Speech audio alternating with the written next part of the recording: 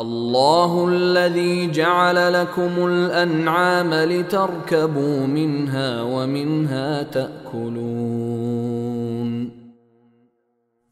اللہ وہ ہے جس نے تمہارے لیے مویشی پیدا کیے تاکہ ان میں سے کچھ پر تم سواری کرو، اور انہی میں سے وہ بھی ہیں جنہیں تم کھاتے ہو۔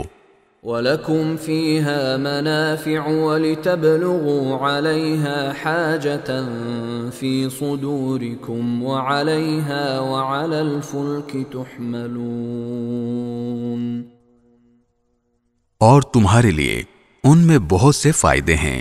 اور ان کا مقصد یہ بھی ہے کہ تمہارے دلوں میں کہیں جانے کی جو حاجت ہو اس تک پہنچ سکو، اور تمہیں ان جانوروں پر اور کشتیوں پر اٹھا کر لے جایا جاتا ہے۔ وَيُرِيكُمْ آيَاتِهِ فَأَيَّ آيَاتِ اللَّهِ تُنْكِرُونَ، اور اللہ تمہیں اپنی نشانیاں دکھا رہا ہے، پھر تم اللہ کی کن کن نشانیوں کا انکار کرو گے؟